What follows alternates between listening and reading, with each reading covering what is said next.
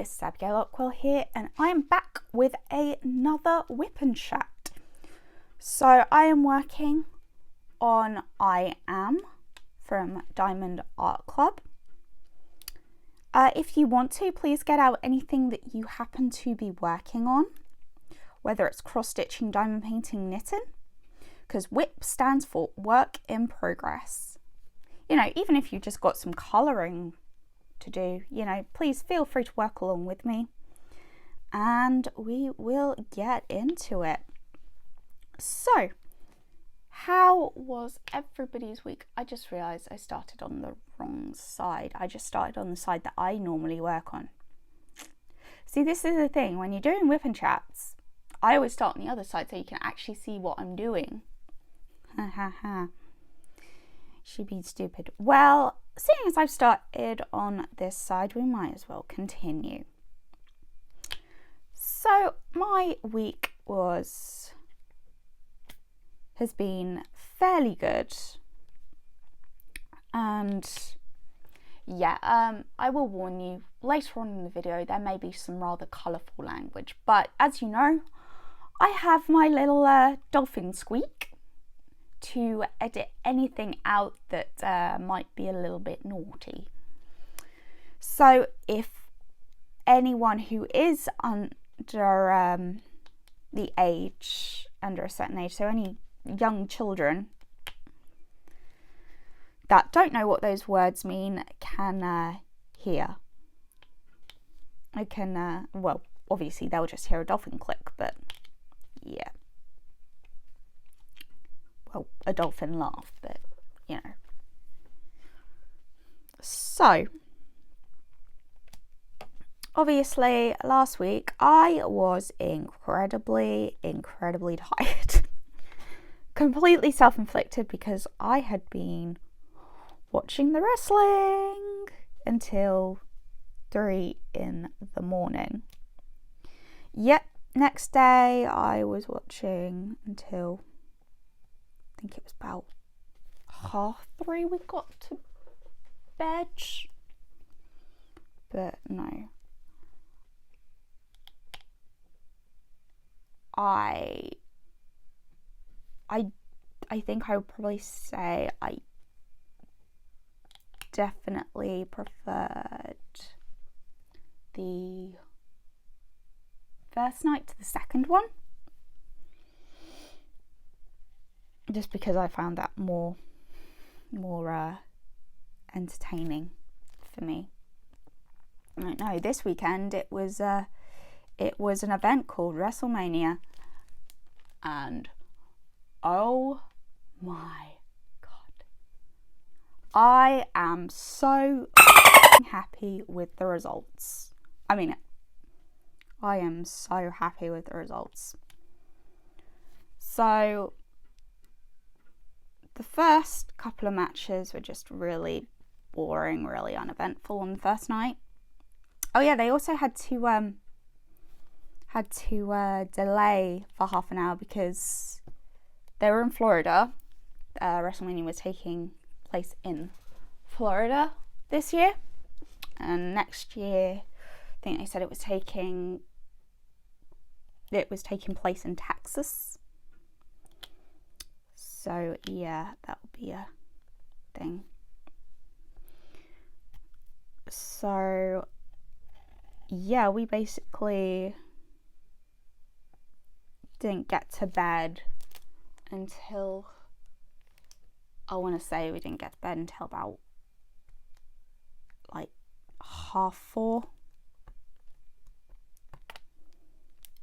Yeah, we were up really late, and I think you can probably tell in my voice my body is still recovering from last week, but like I say, it's completely self-inflicted, so I've got nobody but myself to blame for staying up as late as I did. So when you got on to, I'm trying to think when it was, the third match, that's when things started to get interesting.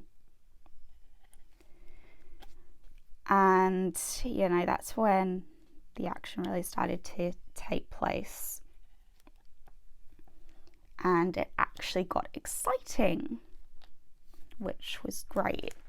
So then you go through the other matches, and then we get to the main event of night one, which was Bianca Belair versus Sasha Banks for the SmackDown Women's Championship. And yeah, I was very happy with the result. It was a really good match. It was really fun, you know, lots of twists and turns. And in the end, Bianca won. So that was really great to see the newcomer. Well, she wasn't really a newcomer. She kind of like really wasn't. She's been on SmackDown for the last 6 or so months, I want to say. But yeah, you know, so it was really good to see her win that championship belt. And yeah, really kind of make a name for herself after, because she originally started on NXT, which was the event that I was watching last week, the Stand and Deliver. So yeah, it was really great to see kind of how far she'd come compared, and now she's the SmackDown Women's Champion. I do hope you can all see what I'm doing. Oh, sorry, bumping my stand. I will warn you, the weather is, well, it's sunny and it's quite warm, but when that wind blows, it is very, very cold.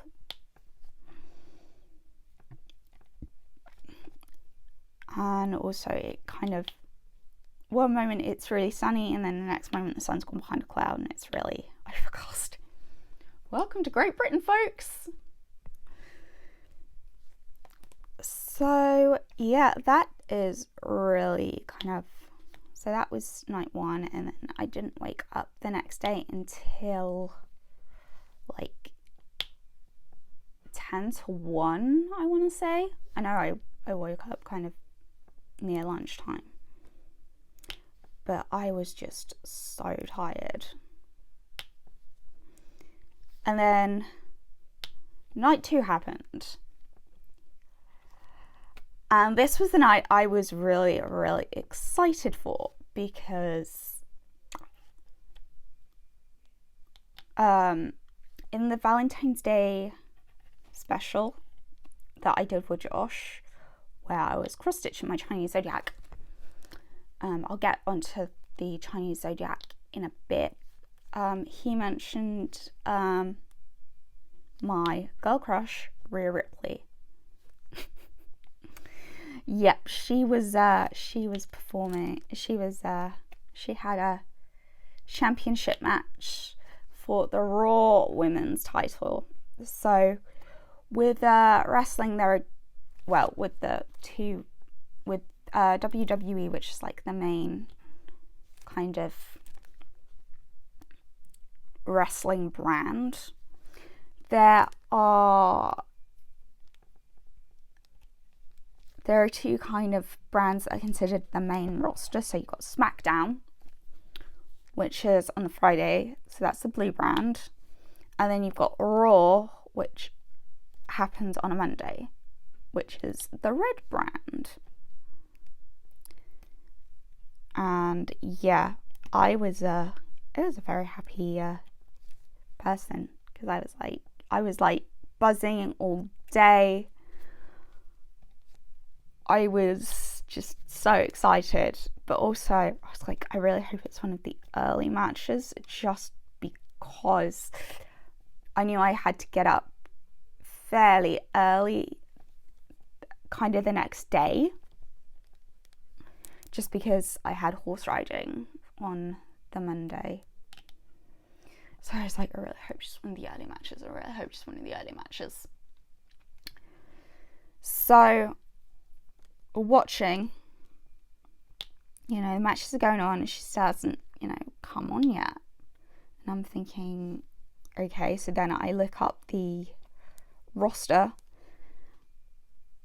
and she's the second to last match. So I think, okay, I'm going to try and go to sleep.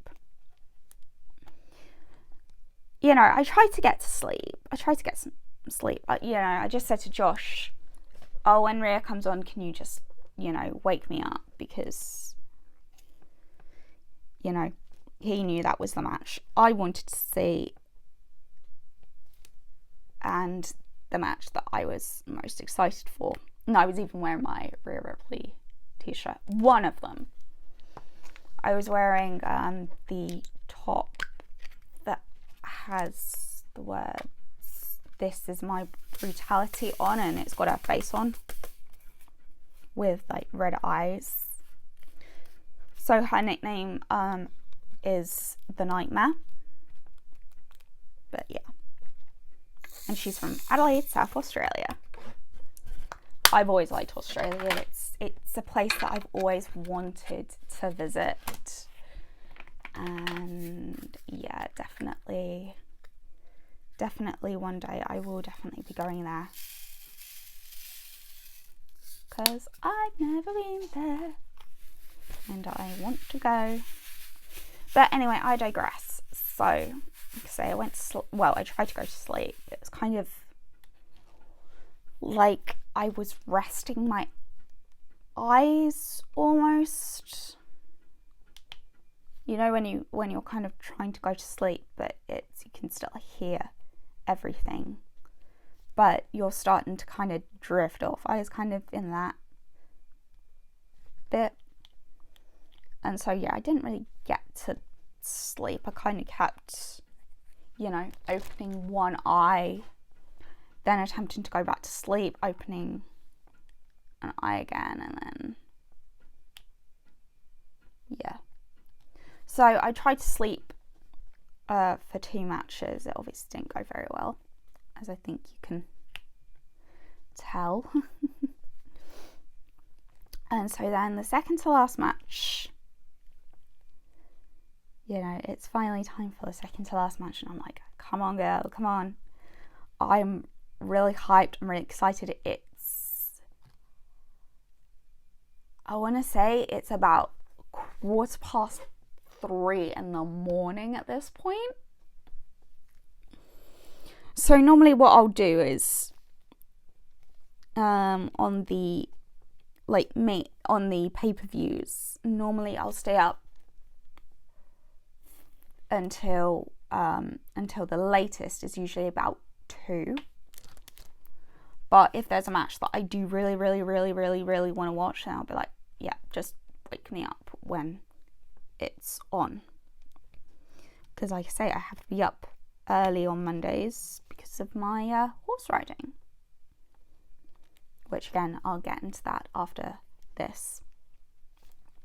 So, it's 2:45 in the morning. And yeah, I've got butterflies in my stomach. I'm excited. I'm nervous. I'm just going through the motions. I mean, I have been all evening.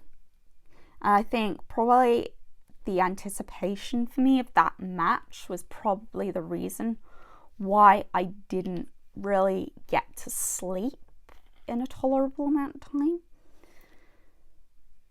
But yeah.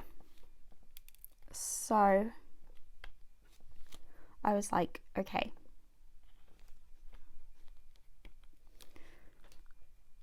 Let's do this. So they enter, match begins, and I'm just like cheering, like, come on, Rhea, you can do it. I know you can do it. La la la la la. And this match went on for about 15 minutes, I want to say. I think that was how long it went on for. Yeah, it did go on for 15 minutes. So I'm just like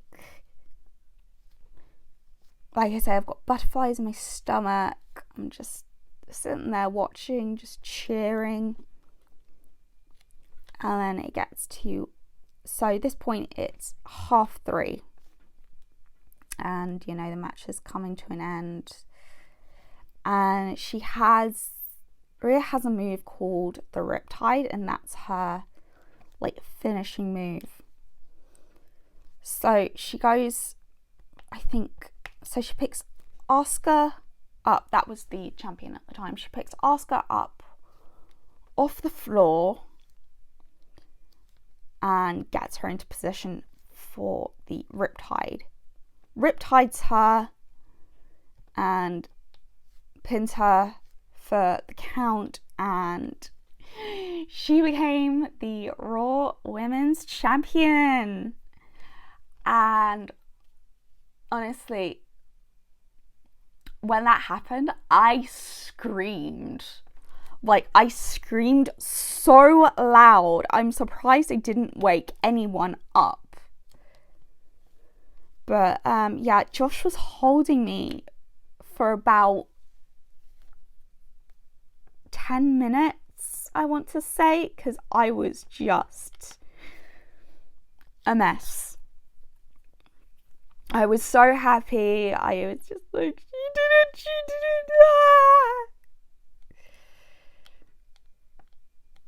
I was just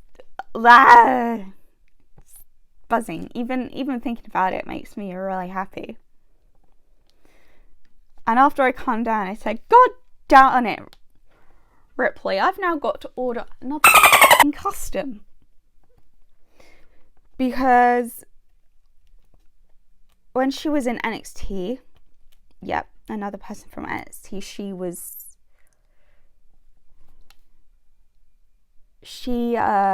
the NXT champion. The NXT Women's Champion.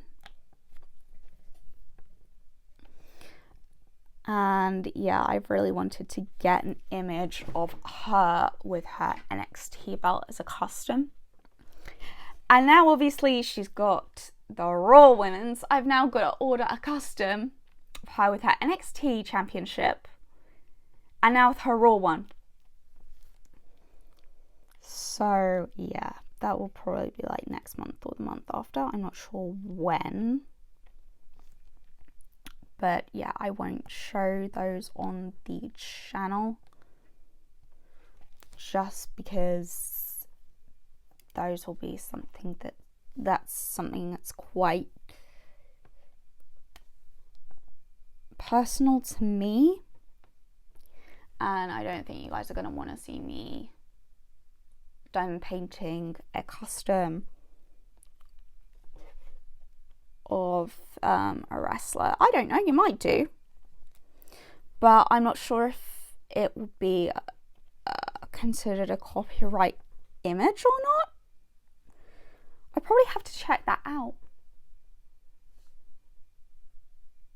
But yeah, no, as you know, I'm very, very careful about what I show on the channel. You know, if there's a really big one that you'll see loads of people doing are images from Disney. Now, yes, Disney is copyright, and yeah, it's going to be impossible to police all the stolen Disney images out there. I mean, I've even got stolen Disney images. And when I say stolen Disney images, I don't mean like the licensed ones. So, for example, you've got Mandy Manzano. Let's take Mandy Manzano. Because she does a lot of Disney images. But she changes the names. So, let's think. My next large square that I've got kitted up is what is it? It's next large square I've got kitted up is Tiana from Princess and the Frog. Now, on Diamond Art Club's, now like I say, she's got some kind of agreement with Disney that she can draw them and release the images that she's drawn, as long as she does them, I think, by a different name. That's some kind of, I know she's got some kind of agreement with Disney to be able to do that. But she obviously can't call it Tiana, so she's called it the Bayou Lady, because obviously if you haven't seen Princess and the Frog, it's a really good film. Please check it out. It's set in New Orleans, which is in Louisiana. I want to say it's in Louisiana. I'm not sure. I'm going to tell you now, my geography is garbage, and my American geography is probably the worst.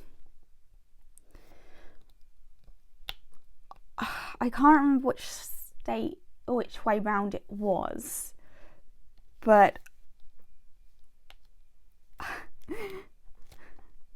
I said that oh, sorry, I knocked the table there. That's my fault. I can't remember which way round it was, but I think I said that Arizona was in Texas. State of Arizona. Like, I put 2 states within a state. Like, I put 1 state within another state. Yeah. That's how bad my geography is. And also, you're gonna laugh at me so bad when I reveal this.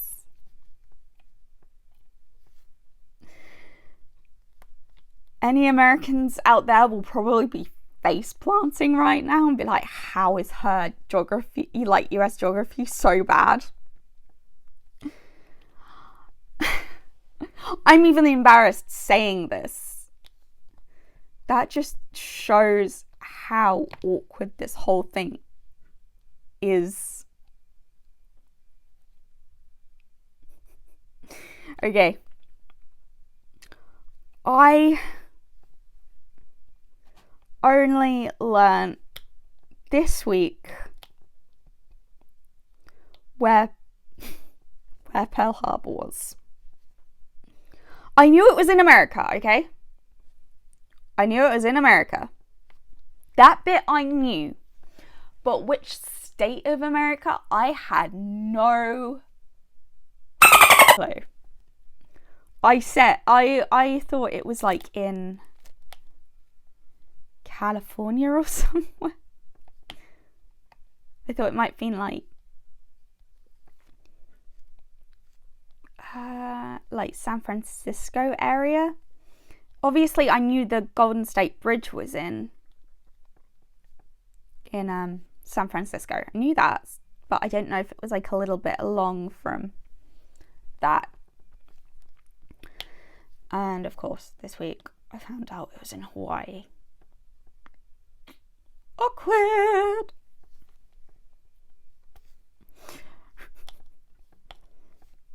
Honestly, like I say, my US geography is terrible. Absolutely shocking. And I mean that. So, if anyone wants to do kind of a quiz with me to test my American knowledge, like my American geographical knowledge, you know, we can do that. That could be quite interesting. That could be very interesting, actually. And you can all have a good laugh and a good chuckle about, honestly, how my US geography is. I think we should do that at some point. So, Monday, I went horse riding like I normally do. And because it's still Easter holidays,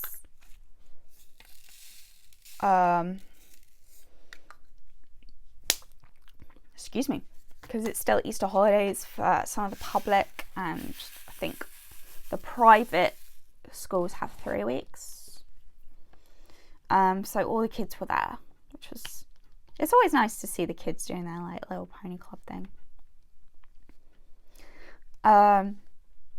So I was, I was just waiting for my lesson, as you normally do. I was in one of the outside arenas that's called the Long Arena. And if I can get a picture of what it looks like, I will show you. But yeah, there's a arena called the Long Arena, and that was where my lesson was taking place today. Normally it's in the indoor school, like when it's cold, or even if it's really, really hot, because there is a lot of shade in there. You either get really, really hot or really... So yeah, if it's really, really hot or really, really cold, we'll always be in there. So I'm just waiting for my lesson. And my instructor, Sally, she's taking another lesson, and I'm just watching what's going on. I'm not saying anything. And then all of a sudden, this ginger cat appears. And I'm like, okay. And it's at the other side of the arena, so on, how would I say it? So you've got, I'm trying to think of how you would describe a horse riding arena. So it's kind of, usually they're like a square, but we have, so 11, their arena is usually, the Long Arena is, like say, it's really long, but you have, so there's always one side that's called a long side. I don't know why. Probably because, it's slightly longer than one side.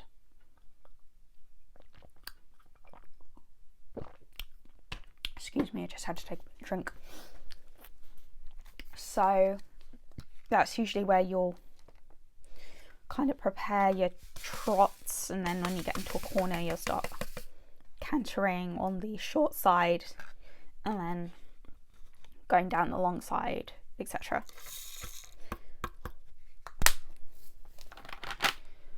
And this cat went into the arena. Yeah, because Sally was sitting down because she I think there was something wrong with her knee or something. Or something like that. And the cat kind of, what cats are like. They see a lap and they're like, a lap! I need to go and sit on it. And so this cat very carefully just entered the arena, made its way over, and very cutely disrupted the other person's lesson. I was just laughing. I was in stitches.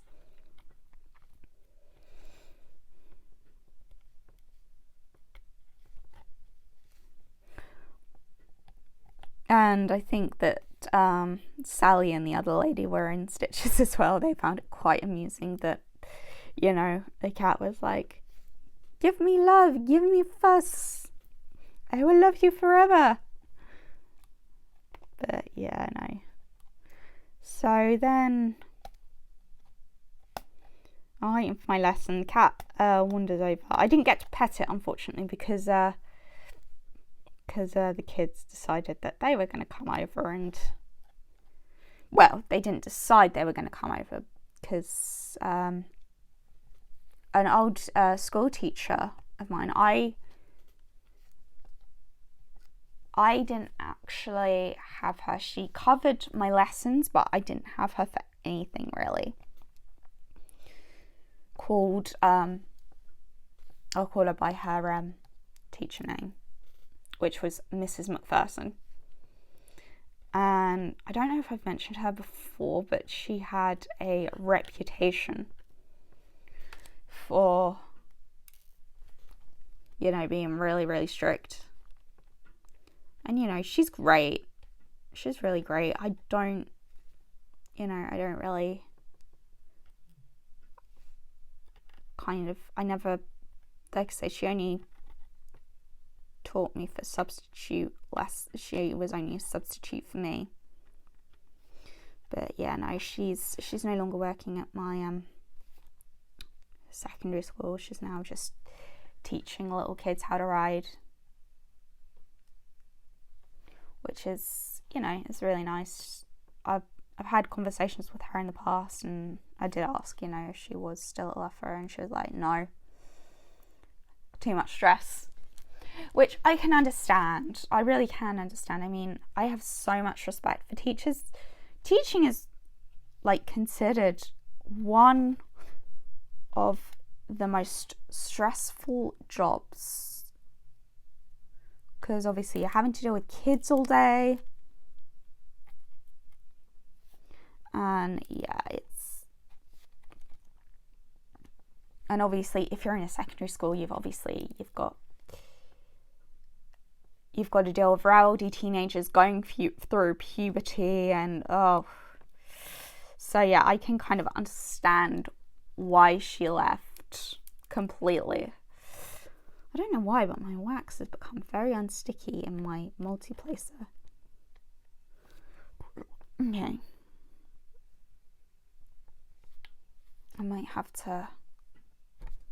that was close. Right, I'm going to use my metal end because I do not want a multi-placer breaking in this pen. That would break my heart completely, because I love this pen. I love the feel of it. And yeah, like I say, I'm planning to get all the pens in the series, so hopefully like next month or the month after I'll be able to get some pens from Lace and Lathes on Facebook. He's also got an Etsy shop, but he doesn't really post in there a lot.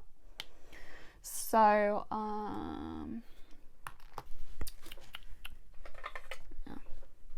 so this purple pen is with the Flex of Gold, and this is actually a Lace and Lathe Works pen.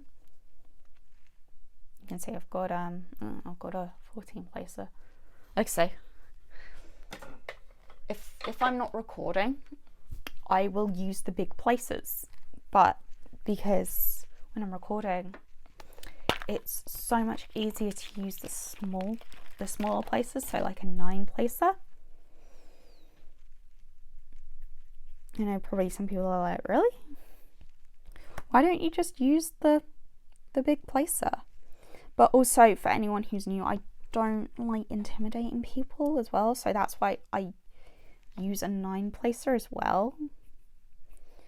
And yeah, in this one, this pen's actually really special, because this was actually my first ever hand-turned diamond painting pen. But also, I've as you can see, I've got a metal tip. This is actually a 2 placer from Everlasting Tips, and I thought, yeah, I'll try it out. And my one with everlasting tips has got the wax in my everlasting tip is the Paddy Wax SS, which is the Paddy Wax Super Sticky. And in the single placer, I've got Nag Shampoo. And yeah, that's how we are rolling with this pen.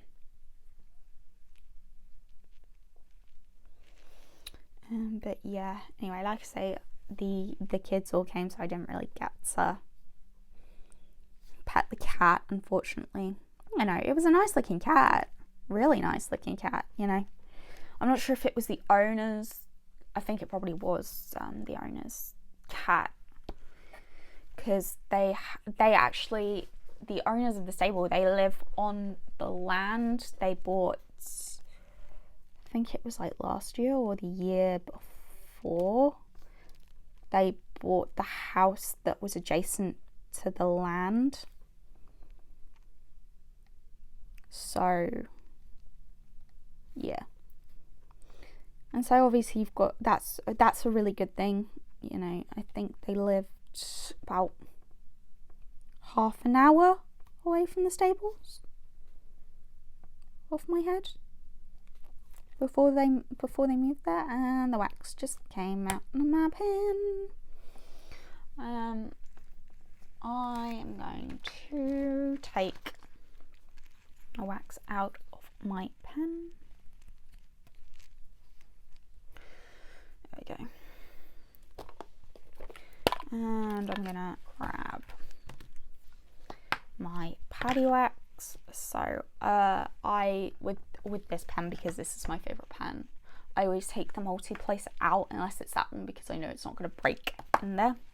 But these thin places, they can and will break in them, so I just don't take any chances.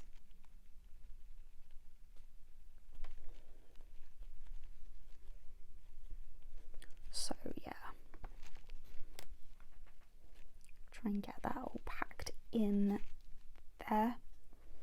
But no, it must be really handy, because obviously if something goes wrong or an alarm goes off or someone trespasses on their land, they can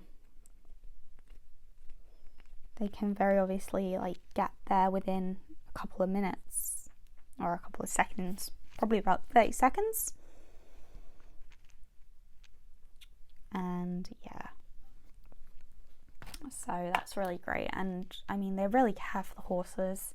They're very involved. You see the owners, well, I certainly see the owners on a weekly basis. The husband is a handyman, and then the wife is more of a admin person. Well, she's not admin really, but she makes a lot of big decisions. And also their daughter is involved as well. She's a teacher. She's one of the teachers at the stables.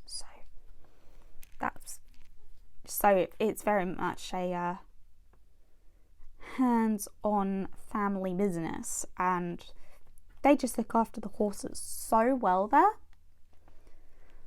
that it's just, it's lovely. It's absolutely lovely just to see how happy the horses are, how healthy they are. You know, it's gorgeous. So I rode a horse that I had never ridden before, and he was so sweet. His name was Twix. Yep, like the chocolate bar, Twix. And he was so forward. He just, I didn't even need to use my my whip. So in horse riding, there's two types of whip. So I'll put a picture of both of them here. So you've got the Obviously you've got the whip that you see the jockeys using on the Grand National, where they would really whack them. That is only used for jumping.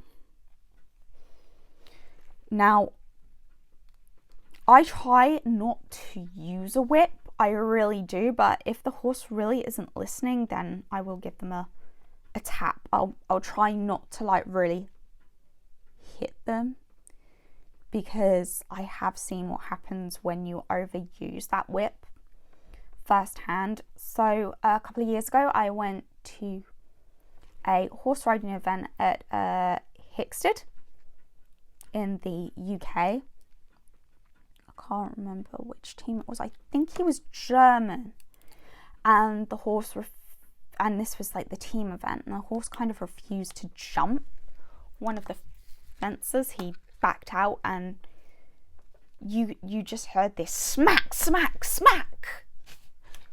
I'm not sure if I've got the video. I might actually have the video of it. But yeah, it's, you know, you do things like that and the horse just isn't going to listen to you if you're going to keep smacking it. So yeah, that's the first type of whip that everyone's kind of familiar with. And then the second type of whip is called schooling whip. Pop a picture here. As you can see, it hasn't got anything that's gonna possibly, you know, really whip the horse. All you do is you just really just give the horse just a little tickle, really. That's all you do with a schooling whip. You just give it a little tickle and it'll be like, okay, right, here we go. So I usually do, just to get my head around the horse, you know, I'll always have a whip, especially if I don't know the horse. If it's a horse I know, and I know what they're like, if they say work really well off the whip and they just respond to my leg, then, you know, I won't use my whip for that particular lesson. And this was the case on Monday. I didn't have to use my whip because I just basically gave him just a little tickle and he just went whoom. I was like, right, okay. And Sally was just like, drop your stick. And he just listened to me the whole time. It was just lovely, absolutely lovely. There was one point where I was in canter and I lost my stirrup. So I didn't have a foot. So I kind of didn't have a foot on the girth, as it were. So the girth is the bit that goes around the tummy. And you have to be really careful about how tight you do the girth, because a horse is more lungs than stomach. If I can, I'll try and find a picture of this so that you can see what I'm talking about. But yeah, no, a horse is more lungs than stomach, so you've got to be really careful to not over tighten the girth. Make sure he can breathe, or she can breathe.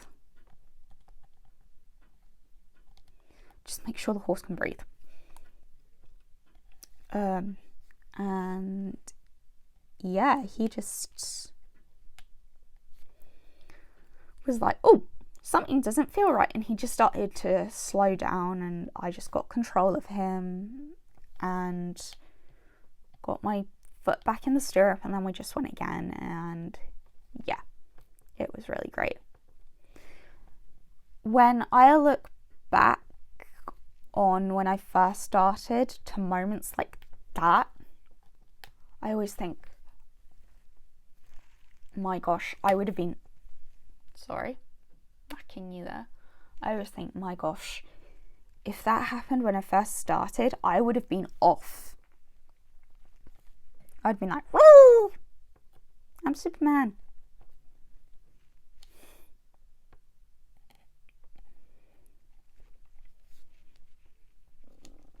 And yeah, it's just a really, really nice lesson. And also the kids were having their lunch and they were just watching me. So I kind of felt a bit of pressure in a way, because I had an audience in a way. But yeah, it was quite nice kind of having the kids watching.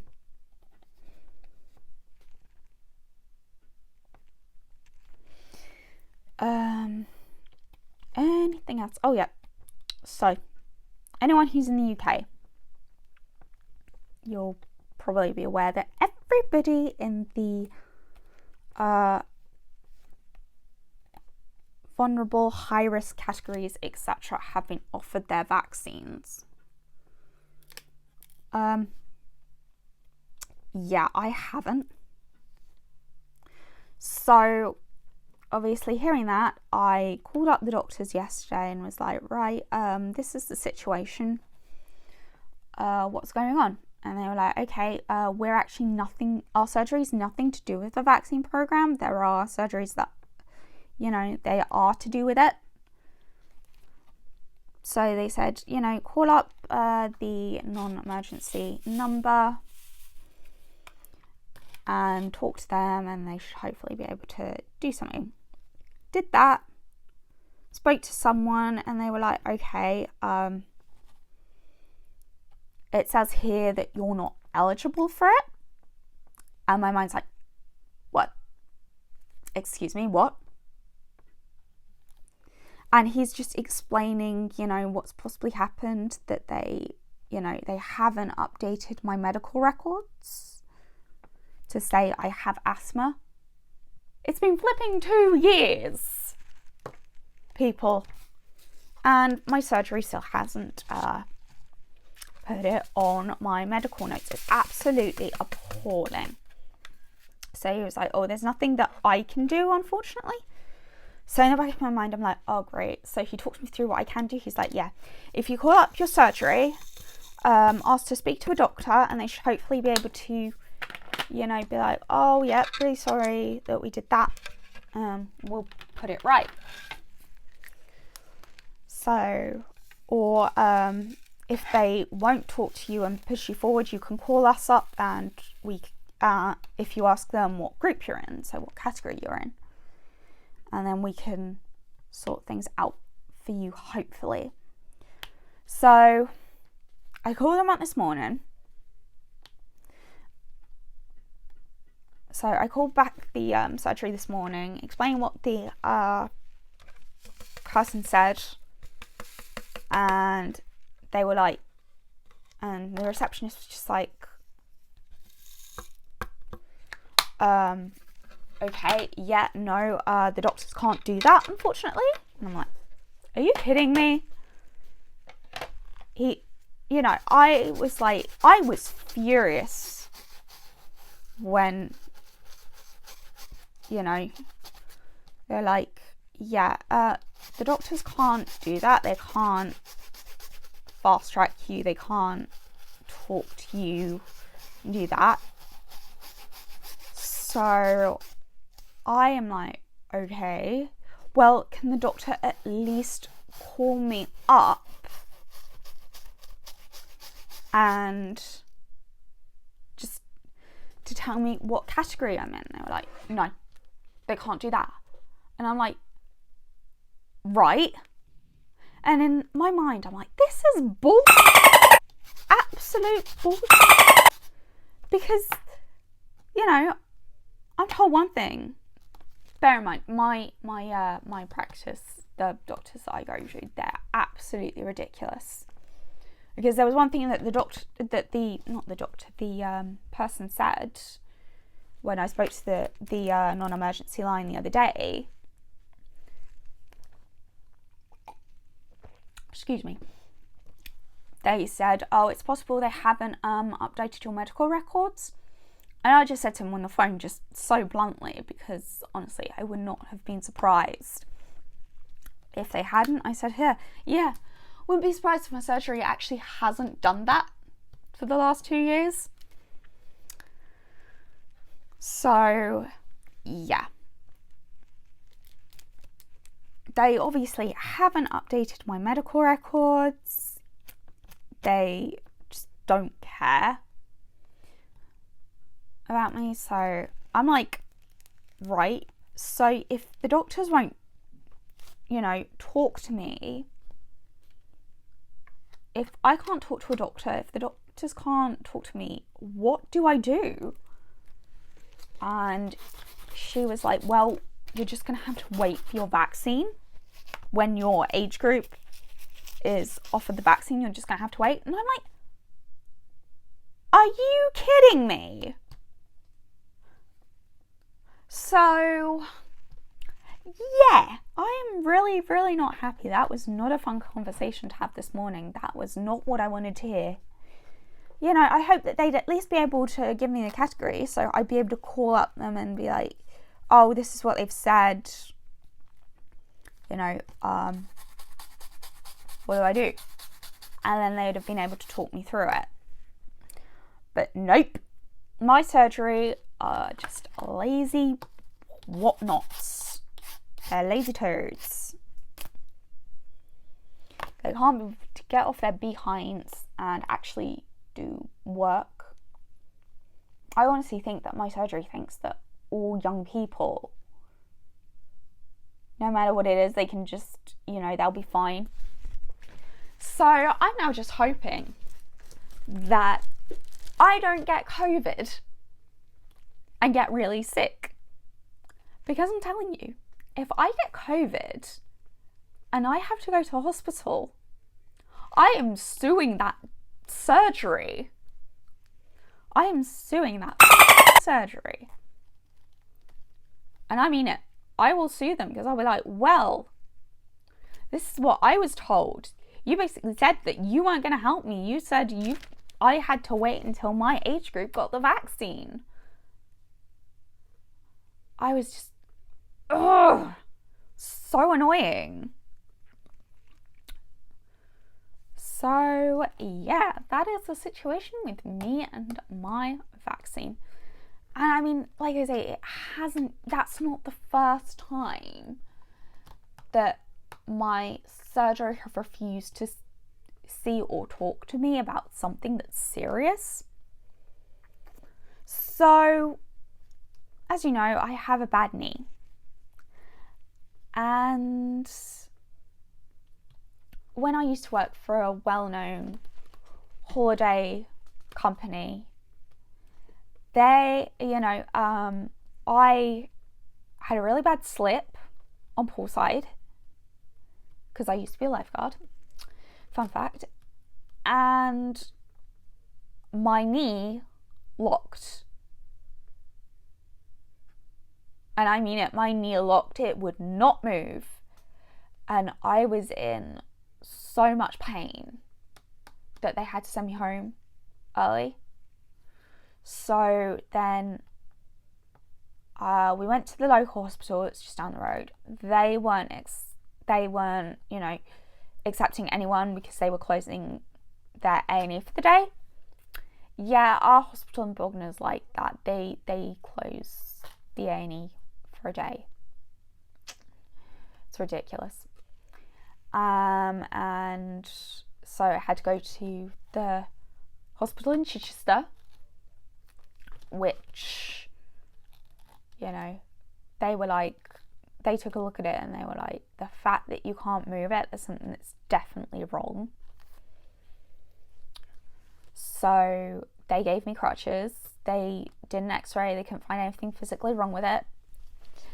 I called up the doctor surgery the next day and, I said, hi, I said my name, la la la, my knee's gone again.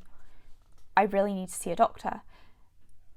And they said, oh, I'm really sorry, but we haven't got any appointments.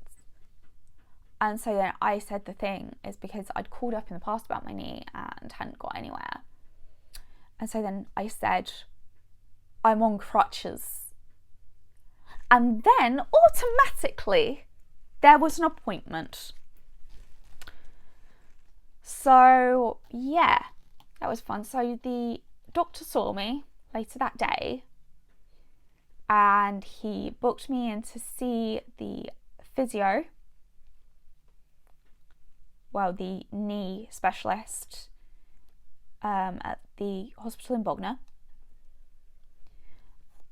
and it was revealed that on my notes, the last doctor that I'd seen, because she'd said there was nothing wrong with it. This doctor, thankfully, no longer works at the surgery, but it's still pretty bad. And this doctor had put on my notes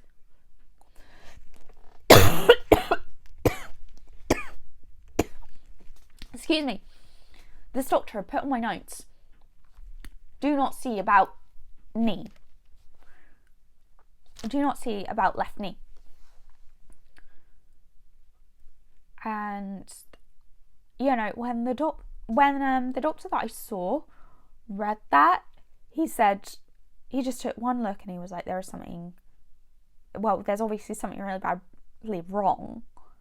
And he told me that this doctor had put on my notes, do not see about left knee. And he was like, I don't know, you know, the doctor no longer works there, but I can't believe that they put that this is something seriously wrong and now you're on crutches. The fact that it had to take me to be on crutches for them to actually do something, you know, it was just, it was just shocking. I really couldn't believe that. It took